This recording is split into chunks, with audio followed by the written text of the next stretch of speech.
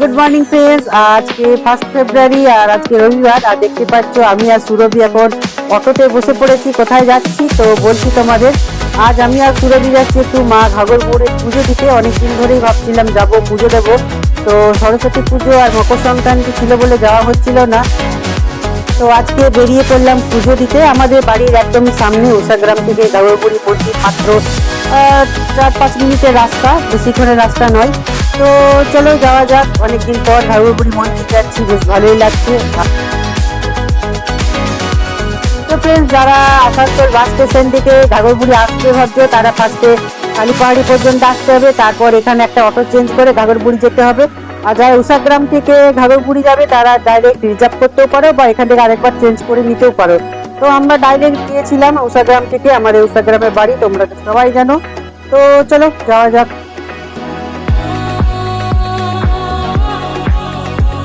তো ফ্রেন্ডস, চলে এলাম আমরা ঘাগরবুড়ি মন্দির। তো দেখতে পাচ্ছ দূরে ওই বড় গেটটা যেটা দেখছো, মেন গেট। ঘাগরবুড়ি মন্দির ঢোকার এটা মেন গেট, যেটাকে সিংহ গেট বলা হয়।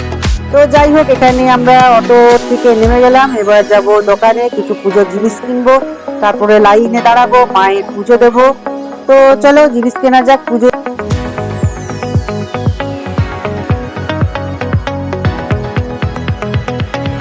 তো ফ্রেন্ডস, আমাদের এখানে পুজোর ডালি নেওয়া হয়ে গেছে। আর সুরভি এখানে পুজোর ডালিতে এখন নাম লিখছে, নাম লিখে দিতে হয় পুজোর ডালিতে। এখানে তোমরা যেমন পুজোর ডালি সাজাবে ঠিক এরকম ব্যবস্থা আছে। তো এখানে প্রচুর দোকান আছে, খাবার দোকান আর পুজো দেওয়ার দোকান প্রচুর রয়েছে, পুজো জিনিস কেনার দোকান। তো যাই হোক, আমাদের জিনিস কেনা হয়ে গেছে পুজোর। এবার লাইনে দাঁড়িয়ে থেকে কিছুক্ষণ, তারপর মায়ের দর্শন করব, পুজো দেব। তো চলো যাওয়া যাক।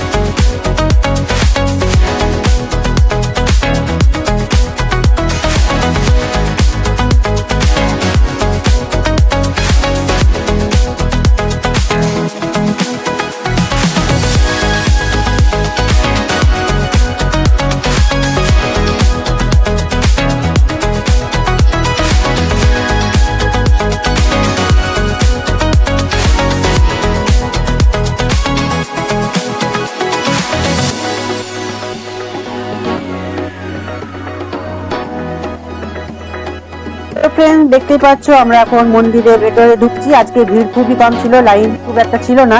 আজকে রবিবার বলে, শনি এবং মঙ্গলবার খুবই বেশি ভিড় হয় পুজোর জন্য। তো সেদিন লাইনও খুব বেশি হয়। সেদিন মায়ের ভোগ দেওয়া হয়, খিচুড়ি ভোগ সবাইকে, রোজই দেওয়া হয় মায়ের ভোগ। তো আজকে সানডে বলে ভিড়টা কম ছিল। তো ফ্রেন্ডস, দেখতে পাচ্ছ আমরাও লাইনের মধ্যে ঢুকে পড়লাম পুজো দেওয়ার জন্য। কিছুক্ষণ পর আমরাও মেন মন্দিরে ঢুকে যাবো। তো যাই হোক, দেখতে পাচ্ছ লাইন এখন রয়েছে, খুব একটা নেই যদিও। তো মায়ের এখন ভিতরে পুজো চলছে একের পর। তো ফ্রেন্ডস, আমাদের পুজো দেওয়া হয়ে গেছে। আর ভিতরে তো ক্যামেরা এলাউ নেই, কোনো মন্দিরেই থাকে না এলাউ। তো তোমরা বাইরে থেকে মাকে দর্শন করো, মায়ের মন্দির দর্শন করো। তো ফ্রেন্ডস, যারা তোমরা আসানসোলে থাকো সবাই তো জানো যে ঘাগরবুড়ি মন্দিরের পেছনে একটা নদী আছে, ননিয়া নদী। এখন ওখানে আর যেতে দেওয়া হয় না, এখানে যাওয়া এখন বন্ধ আছে, মানে দেওয়াল করে দিয়েছে, বন্ধ করে দিয়েছে যাওয়া। তো দূরের থেকেই সবাইকে দেখতে হয়। যেহেতু মায়ের ছবি তোলা বন্ধ আছে, ভেতরে ক্যামেরা এলাউ নেই, তো এখানেই আমি 2-3টে ছবি দিয়ে দিচ্ছি। মাকে দর্শন করে নিও, কিছু তো করার নেই।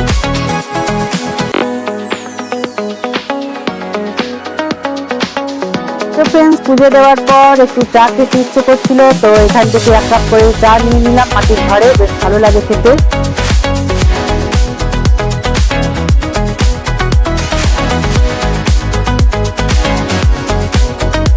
তো ফ্রেন্ডস, দেখতে পাচ্ছ এখন আমরা এখানে ঘোরাঘুরি করছি, আমি আর সুরভি। আর এই দোকানগুলো দেখছো, এগুলো 12 মাস এখানে বসে থাকে। ফলহারিণী বা কোনো বিশেষ পুজো থাকলে আরো বড় করে দোকান বসে, মেলা বসে ঘাগরবুড়ি মন্দিরে, বেশ ভালোই লাগে তখন। ফ্রেন্ডস, আমাদের ব্লগ যদি তোমাদের ভালো লেগে থাকে তাহলে ইউটিউবে গিয়ে ময়নাগড়া চ্যানেল সাবস্ক্রাইব করে দিও। তো আজকের ব্লগটা এখানেই শেষ করছি।